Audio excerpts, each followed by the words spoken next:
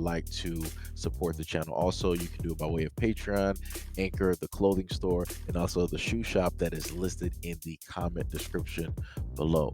And again, thank you to any and all of you guys who have been here to support this channel during the 2+ year period. I wouldn't be able to do what I do every single day without you.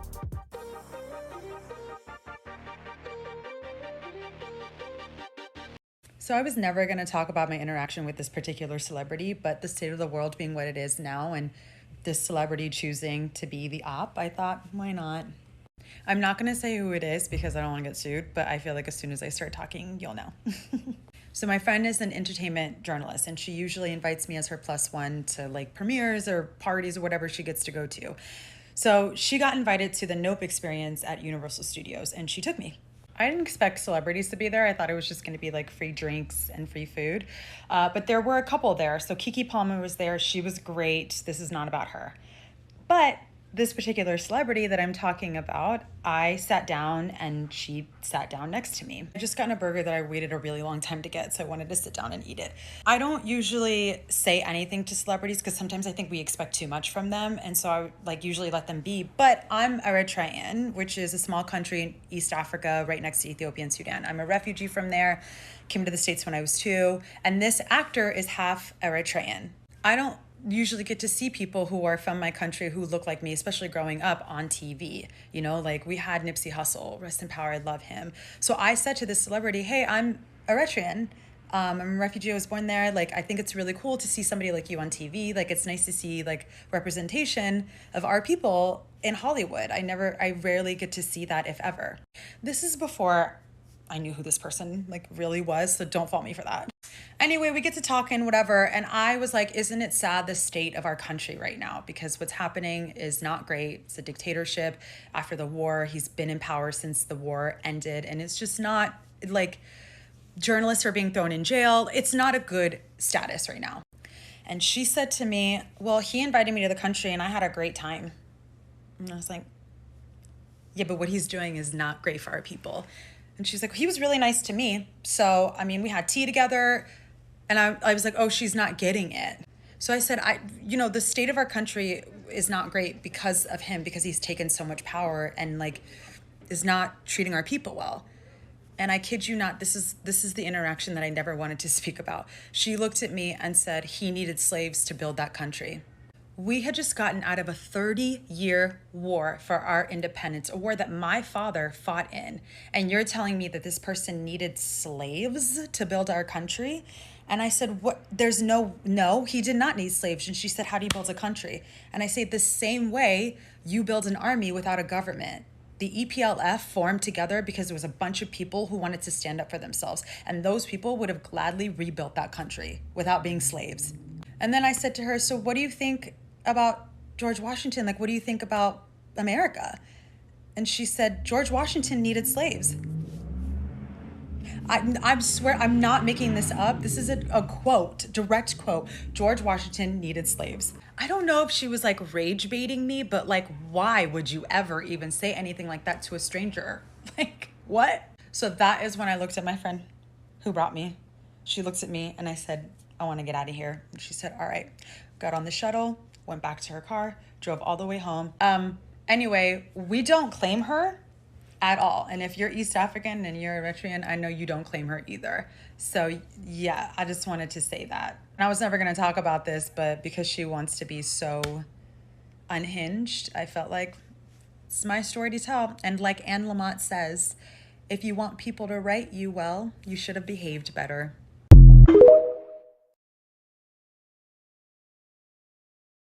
So let me get this straight. You have a woman here who is from, some other area around the world. And she stated that she went up to this female celebrity because she noticed that, hey, you're from where I'm from, or you're a part of, the people. It's great to see you. It's great to see recognition. It's fine.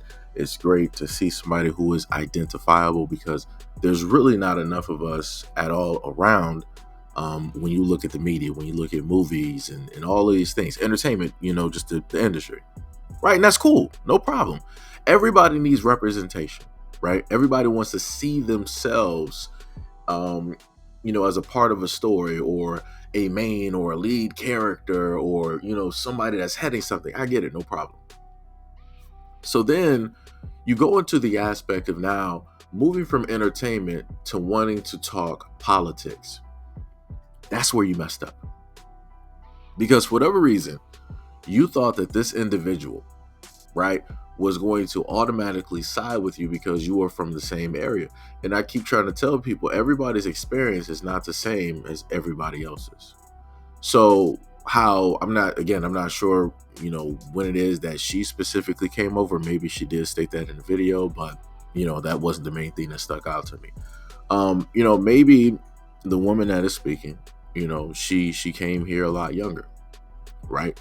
And the comedian or the entertainer, whoever it was that she was specifically speaking on, um, has no recollection of any of those things. They just went directly over there, and it was, a joyous time for them, right? So again, they're not going to see the politicians how you see them, because those politicians are showing them something different. If those politicians, when that celebrity gets to that country, they're rolling out the red carpet, they're showing them the best of the best of the best of the best, that's what people are going to go off of. They're not going to be like, yeah, let me go to the slums real quick, let me go to ghettos real quick, let me see how the people are really. Nobody does that. The only time people really do that is when they magically go to Africa and they want to seem like a real humanitarian. You want to go to these off reaches of Africa that the Christian Children's Fund always showed up. Just 10 cents a day will help little Micaiah get a bag of rice and a mosquito net because malaria is running rampant. Only 25 cents a day will help them get clean water because the Zika virus is running rampant throughout the days, right? It's stuff like that. So that's the only time people really want to do it. Now, again, this woman messed up because she met quote unquote a hero. She wanted to talk politics. She felt that because this person is like her, from the same bloodline and all of these things, that she would, in a sense, agree and see the world how it is that she sees it. And that's just not how it works. It is what it is. Whatever thought process that you had, however you looked at this individual, that was on you. The individual didn't fail you, you failed yourself. You didn't do enough research. You put too much stock directly into that celebrity and not enough directly in yourself. Because again, why should you as a person, and this is talking from personal experience, right? Not in a sense meeting a celebrity, but just thinking to myself, why would I, as a person who, in a sense, idolizes or looks up to a celebrity, why would I decide that I want them to, in a sense, be my voice? Why would I not be the voice for myself that I feel should be present? Why would I decide that I want to rely on somebody else to do something that I could realistically do or represent myself? Again, a lot of people fail themselves because they fail themselves. It's not because of a celebrity. It's not because of, in a sense, a political official, so to say. It's because a lot of people fail themselves. And we tend to put too much energy and too much stock into a celebrity, believing that they are going to do what is best for us, when the only people that can do and represent us is us. We would rather relinquish that role and have somebody else assume the position. Not because, in a sense, people are lazy, but it's due to the effect that a lot of people don't want to assume the responsibility. A lot of people want to talk, a lot of people want to throw out the energy and yada, yada, yada. But realistically, a lot of people don't want to be leaders. A lot of people don't want to be the face card when it deals with representing an issue and putting this specific thing out there, because people still want to live their normal everyday life.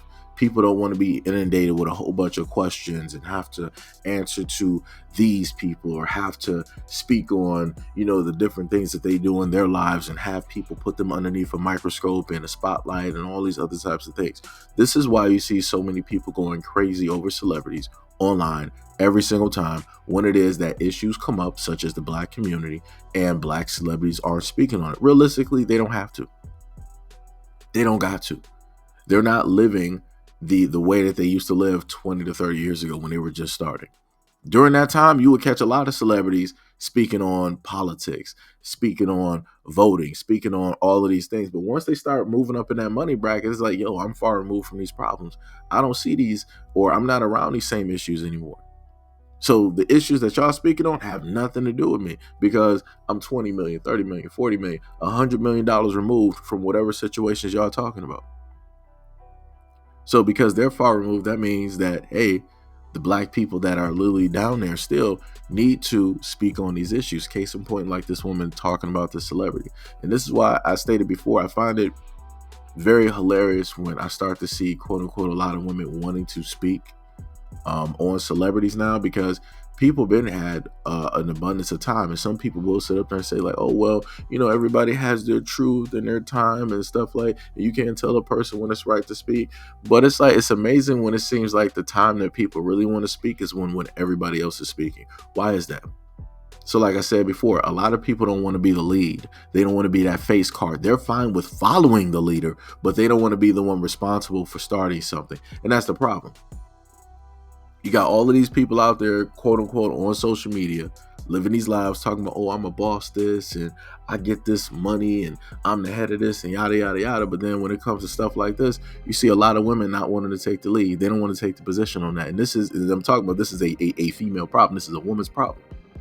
And a lot of women want to stay anonymous. They want to be a Jane Doe when speaking on these topics or these issues because they know it comes with consequences. They don't want to be specifically marked. They want to bring it up, but they still want to take part in the exact same arena of which they're stating is a problem. It doesn't make any sense.